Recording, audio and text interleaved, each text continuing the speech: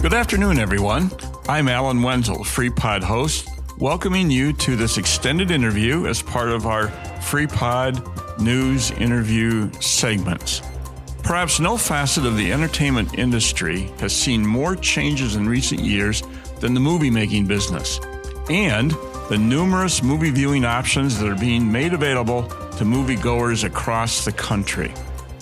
Our own Lindell Theater remains a very popular movie-going destination for area residents. And today I'm pleased to welcome our guest, Michael Schindler, who is the film programmer and special events coordinator for the family-owned theater chain Classic Cinema.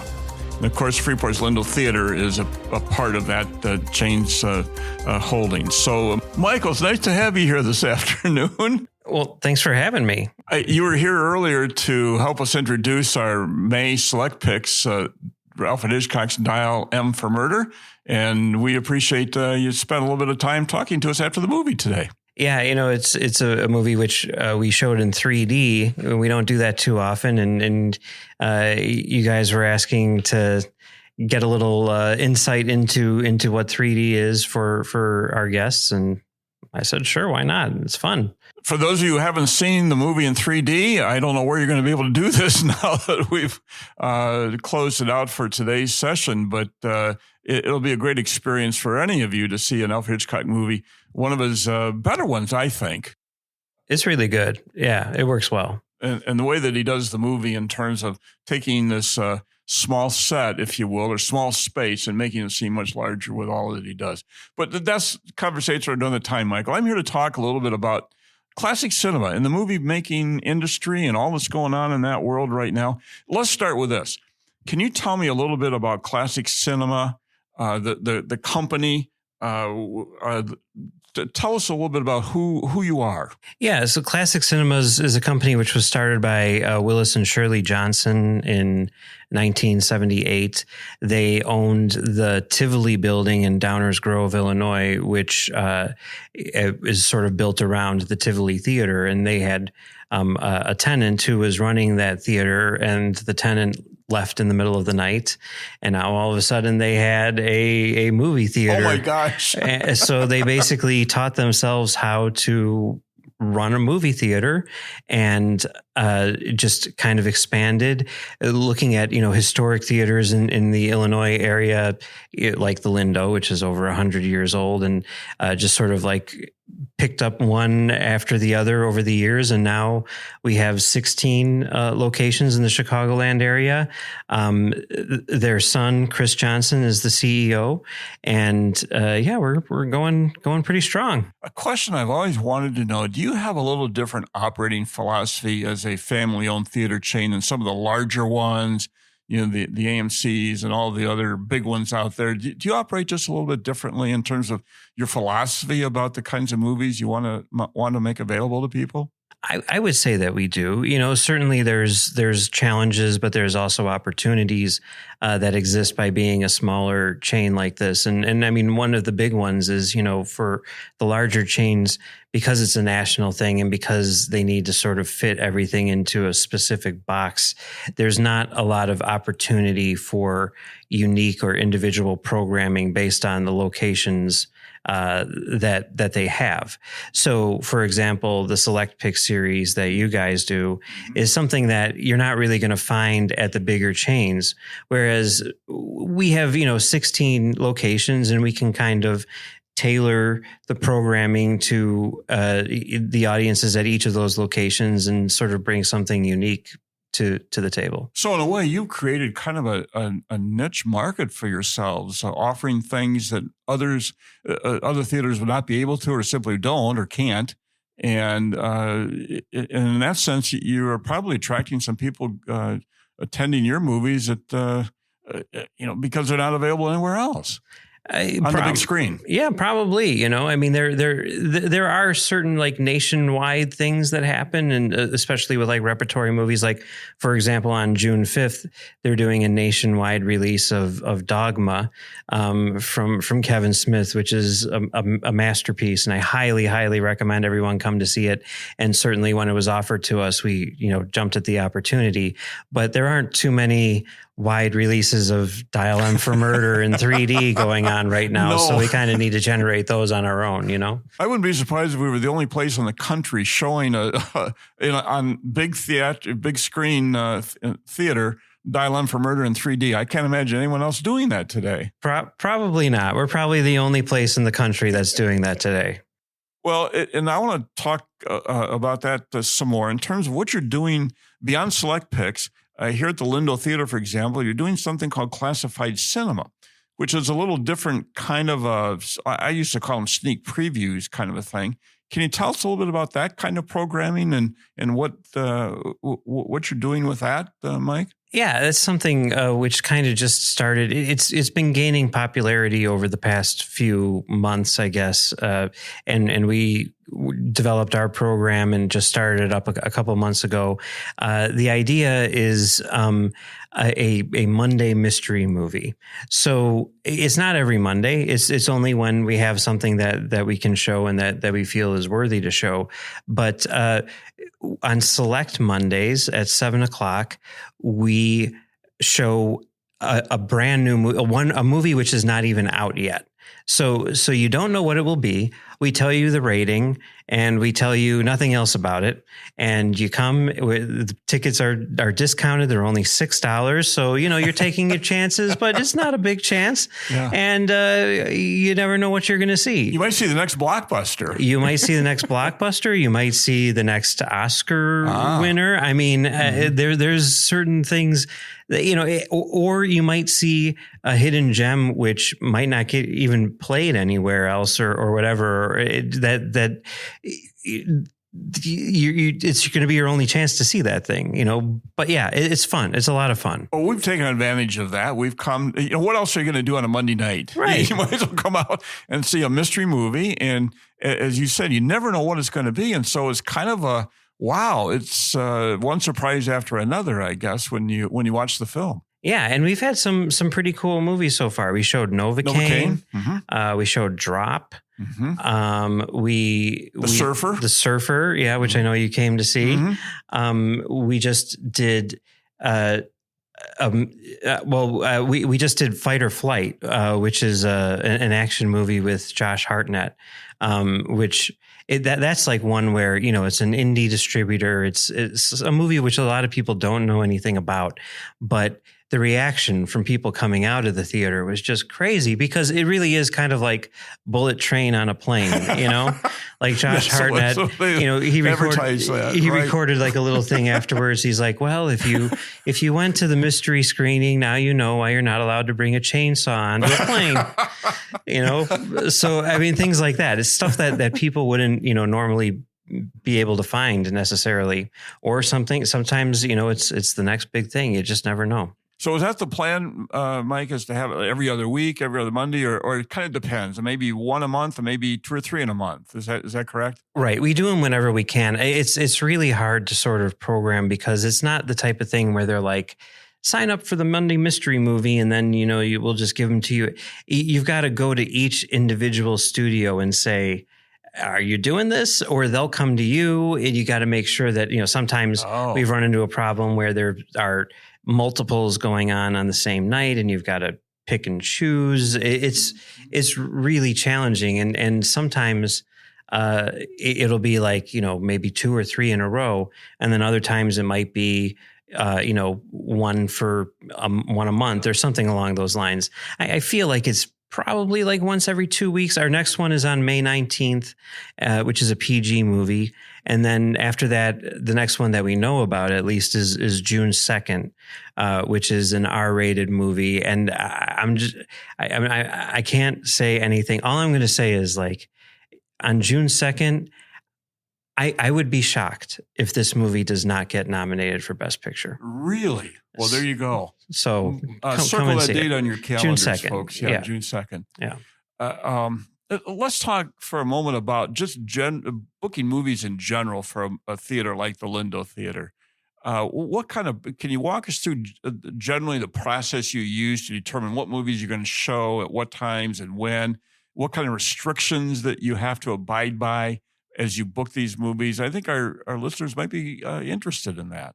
Yeah, each situation is unique, and you kind of really need to look like a couple months ahead to figure out exactly what you're planning to do. And there's the tent poles, there's the big things which you kind of need to build everything else around. Things like The big Mission Disney Impossible, releases or something. yeah, Lilo and Stitch, Mission Impossible, all those things. And you got to, I guess, kind of like anticipate how big those are going to be to see how many screens you need to play that on. For example, like Thunderbolts came out and we showed it on 3 of the 9 screens because we wanted to make sure that everybody had an opportunity to see it.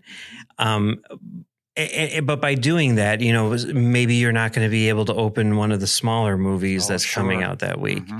And then you got to look a few weeks ahead and say like, well, we do have room for this smaller movie this week, but next week we've got a big blockbuster and we're not going to have room to play that small movie for a second week. And usually we're required to play movies for at least 2 weeks. So there's a lot of... At the Lindo, it's easier than some of our locations because we have 9 screens and the seating capacities are pretty large, and we don't need to devote. I mean, we had some theaters where we were showing Thunderbolts on 5 screens. Oh, wow. We don't need to do that here because we have the seats. And with 9 screens, that's a pretty decent amount.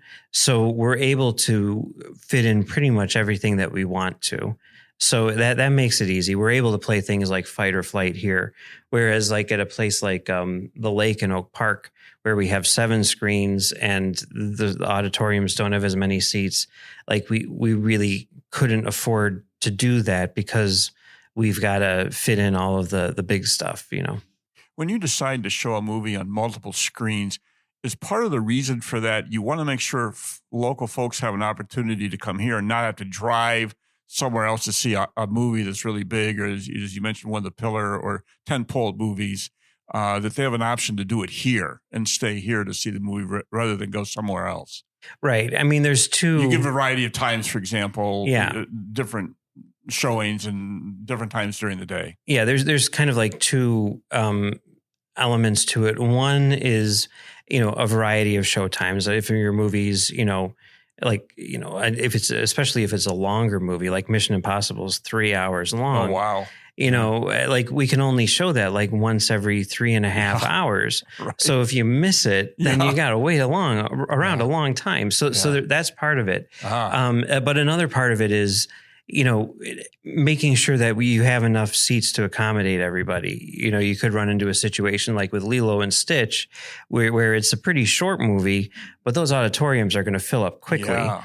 And you want to be able to have something which starts soon that people can go to see, with overflow and stuff like that. Those kinds of decisions that you're making, why? What do you got? A big board somewhere? It's all on the computer, I'm sure. But to balance and juggle all of that, do you get any sleep?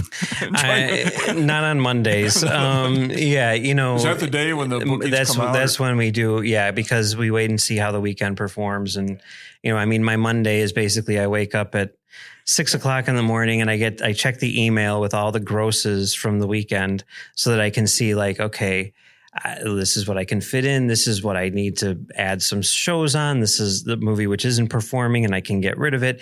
And I just kind of like mentally like look at the things where I think they're going to be a problem. Like Lindo, I don't have to worry about too much, but there's some locations like North Riverside where it's like, 6 screens and how many movies do we have? Yeah. What can we do? And so I'm just kind of like mentally preparing. And then when I get to the office at, 8 o'clock, I start going through and I just go through theater by theater and say, okay, these are the movies that we're opening.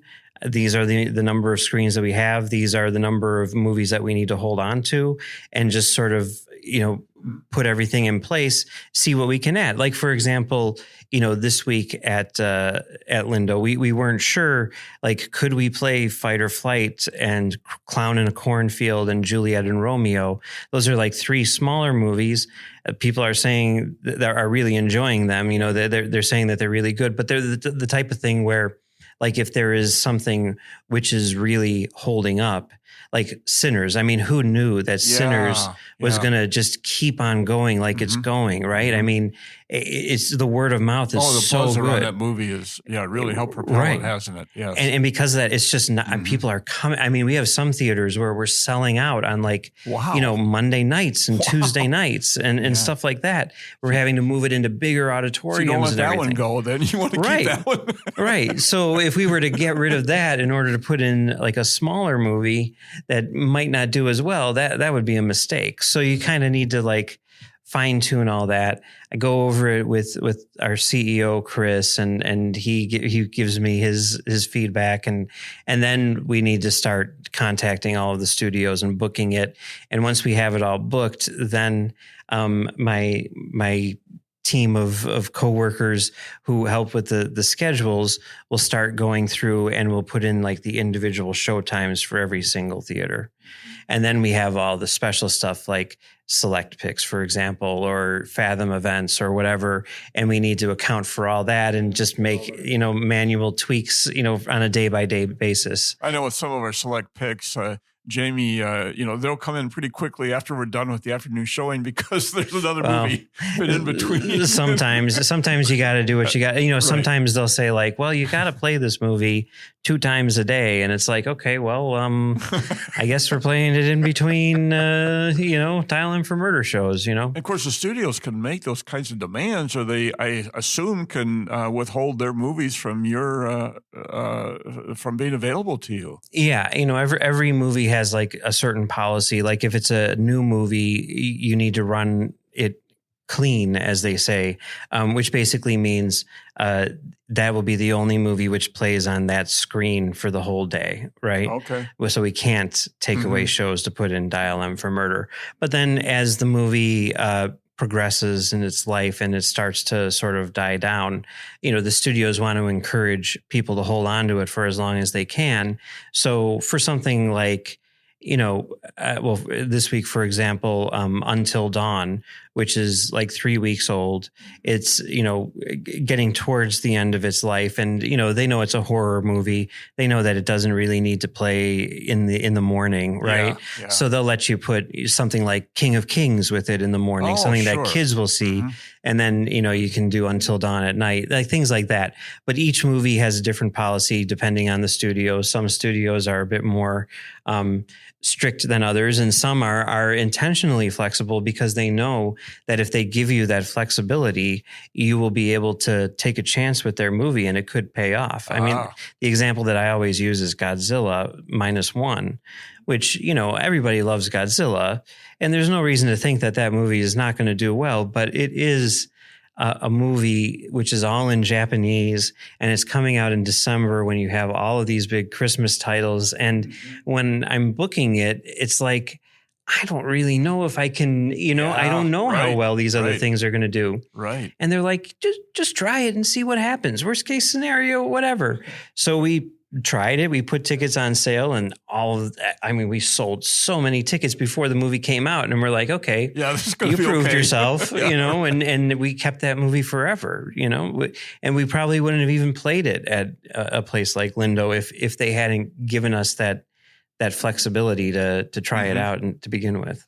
I'm going to ask you about the Lindo Theater here specifically in a second, but my observation is, Mike, that you got this chessboard with all the pieces in the right places by Saturday, Sunday, and the Monday. You just wipe it clean and have to start all over again. Yeah, I mean, I meet with my booker every Friday, and he's very particular about getting everything in place for how we think it'll be on Monday. Yeah. And I'm always like, okay, that's fine. That's fine, but we're going to have to just throw all this out on Monday and start from scratch. So, but it's good to know because you do kind of see like, okay, well, worst case scenario, I'm going to need, or best case scenario, depending on how you look at it, I'm going to need X amount of movies on X amount of screens, which means, yes, we can say right now, Fight or Flight will play no matter what.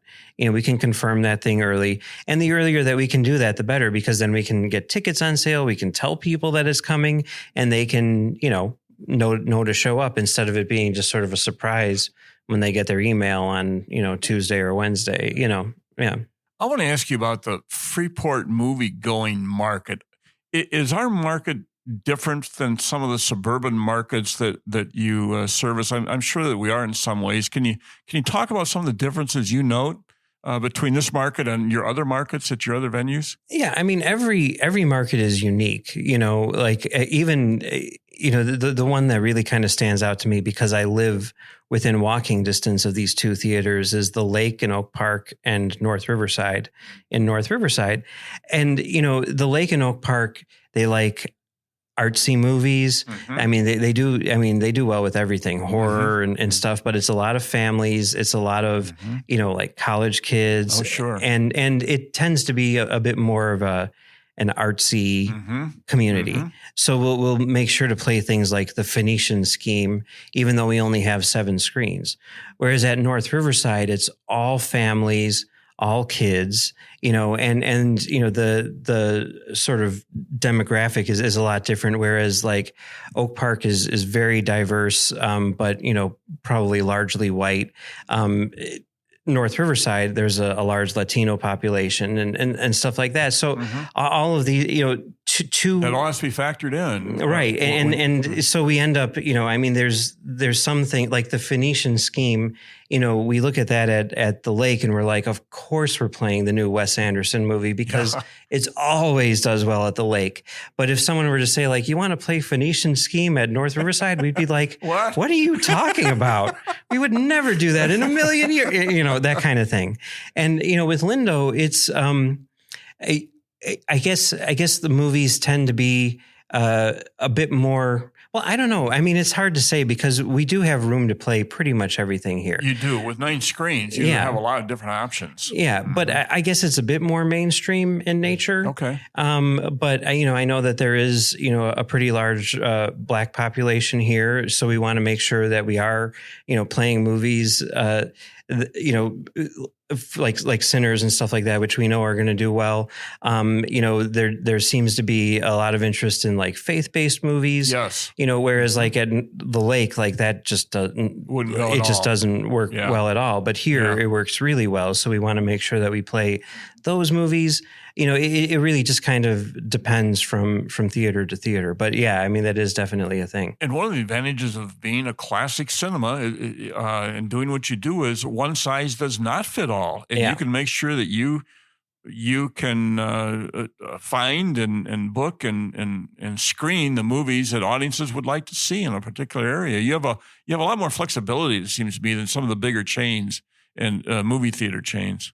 Yeah, I mean, and it's nice, since we are local. Since I've been to every single theater. Like we do have a sense of like what will do well at each theater. You're close to your markets. Yeah, not to say that the big chains don't. Of course they do. Sure. But I mean, you see it kind of like on the studio side of things when they're trying to get their movies in, and they'll say like, oh well, we need to play this movie everywhere because it's this movie. And you're like, better because it's your market. You're familiar with it. You say, well, that's not going to work well. Right. Or the opposite. Or it might work well. They'll say like, it doesn't look like it's going to do well because they'll have these comp titles, as they say, like movies that are similar to whatever they're booking, that they can look at the historical data and say like, well, Dunkirk did pretty well, so that means Oppenheimer will do well. That sort of thing, right? And there's some times where they'll be looking at those and they'll get so laser focused on whatever those are that, they'll skip something like Phoenician Scheme. I keep on bringing this one up just because it's a good example of like an artsy movie, which will do well commercially. But, if the studio were to say like, I don't think that Phoenician Scheme would do well at the Lake because of this random movie that we're comparing it to. We'd be like, what? No, that didn't happen. They want to play it there as much as the rest. I'm just saying as an example, Sure. So sometimes you gotta kind of talk them into that in certain instances. Mike, you and the Johnson family, starting with Willis and Shirley and now Chris, have been so supportive of our classic film series, our select picks. You've been out here more than once now to help us introduce films. Willis and Shirley have attended in the past. And I think it's just a great opportunity for people to see some of the classics on the big screen and enjoy them all over again. Talk to me a little bit about the challenges you face in trying to book the older ones, not the current ones now, but some of the older classic films. What do you run into when you try to find the movies that we'd like to show people. Yeah, well, there is the practical sense of actually finding the movies, and sometimes, if it's Vertigo or something like that, that's easy enough. We know who has it. We know that they'll give it to us and all the rest of it. Sure. But there are times where, maybe it's a smaller movie where we don't know who owns it anymore, Well, the movie that we hit, the Hitchhiker, Mm-hmm. Ida Lupino's movie. You had to go through a whole complicated series of events just to find who had ownership of the movie. Right. That was one where it was hard, and it took a few years, if I'm not mistaken, it was. because Mm-hmm. I think it went into public domain and all the rest of it. And a smaller distributor, Kino Lorber, had, I don't know even how they got whether they worked with, the family to get the negatives so that they could scan them and make decent copies, whatever it was. Mm-hmm. But they finally had, good versions, and, Mm-hmm. we're booking them. That's a really good example of how that can be a challenge. Some movies are just not available, even if they are super popular, whether it's because the studio, like, for example, Disney will not let theaters show their older movies. We tried to get the Mel Brooks films, Young Frankenstein or whatever. Yeah, and we just can't do it. Yeah, they just won't let you do it. And then there's sometimes, like, mine, one which I'm dying to show is Boogie Nights, which is Warner Brothers, and they would be more than willing to book it, but they don't have a DCP, which is the format that we use to show it.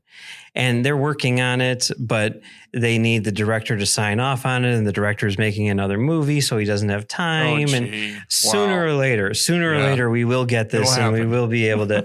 But lots of times it's just kind of waiting to see, and then you run into issues like, for example, when Gene Hackman passed away, one of the critics who does the series in Elk Grove was like, "Well, we got to show Superman 2, but we can't because Warner Brothers is not letting anyone show any of the Superman movies now because they've got the new Superman coming out, Right. So it's always sort of a challenge in terms of that stuff. But well, we wanted Superman for 3 or 4 years here, Mm-hmm. and it's been in production. The reboot has been in production for how long? And it seems like we've been trying to get that one for a while and can't because they're not going to put the old one out when the new one's just around the corner. Yeah, it depends. I think once the new one comes out, then they'll say like, okay, now you can show it again, but you never know. Well, the Gene Hackman, gosh, we'd love to do the French Connection some year. I like the movie Night Moves. Gosh, that's such a fun one. And what a great actor he was. The Conversation, you can go right down the line. Yep. We're formulating our list for the next couple of years, Mike, as we talk. Yep.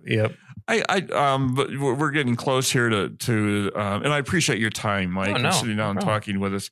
As a film, you just strike me as someone who knows so much about movies, not only the old ones, but the current ones, and you're a real film aficionado and film buff. What are some of your favorite movies or favorite actors, actresses? Who do you put at the top of your favorite list? Paul Thomas Anderson, who did Boogie Nights, he's to me like the absolute best filmmaker in the world. And it's hard for me to pick one of his movies, but Boogie Nights and Magnolia, which I see as kind of a pair, they're two of my all-time favorites. And anytime that he has a new movie coming out, it's sort of like the event of the year for me or whatever. He's got One Battle After Another coming out in September with Leonardo DiCaprio. It looks like it's going to be his biggest movie to date. And I'm very excited about that one. Other movies which are sort of at the very, very top for me are The Empire Strikes Back, Kill Bill. Oh yeah. And then Clerks, by Kevin Smith, because that was really sort of the movie that I saw as a kid that made me think like, this is something that you could do or whatever. And, it just sort of sparked my imagination in a lot of ways. So, those are kind of the big ones for me. And there's definitely actors that I like, like whether it's Ed Harris or Julianne Moore or whoever.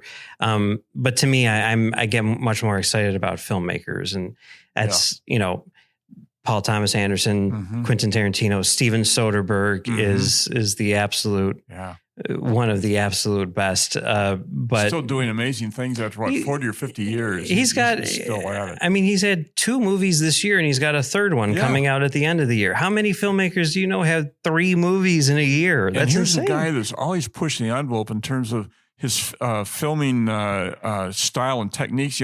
Making entire movies with an Apple, with an iPhone, Pixel 8, all this amazing stuff that he does. He's so good. He is. And he's not precious about it. Like Paul Thomas Anderson, like anytime he has a movie come out, it's an event because it only happens once every 3 or 4 years because it's such an ordeal and a process. Whereas Soderbergh's like, I'm going to make this movie and it'll take me a couple weeks and then I'll move on to the next thing and maybe it'll work, maybe it won't, but then there'll be another one. I mean, 3 movies in 1 year. That's crazy, and it's not the first time he's done that. So I thought another question. This is going to go on for a long time here unless we watch the clock here a little bit, Mike, but I have another question. What do you see as the future of in-movie theater viewing of films? We have so many streaming services now and so many options for people to watch movies other than going to a theater. Is there still a future for the big screen in-person viewing, do you think? And what are the trends suggesting that may or may not be something that's going to increase or decrease? Yeah, I think if you were talking to Chris, our CEO right now, who's been, in the business since, 1978, he could probably list for you all of the times when theaters were declared dead. Whether it's because DV came out first, VHS, right. DVD, cable, whatever. Now it's streaming, right? And certainly, those things do impact stuff, right? But the reality is, like I think George Lucas has said, people can cook at home, but they still like going to restaurants. Yeah, so like going out to eat. That's a great analogy. And you get, yes, it is, theaters are the only place where you can see Sinners, for example, right now. But also, like experiencing a movie like Sinners in a packed crowd, you're not going to get that at home. We were just talking about this the other day with like Fight or Flight, where I didn't get to go to the Monday screening because I was busy doing the bookings. I'm always there until 9 o'clock at night doing that.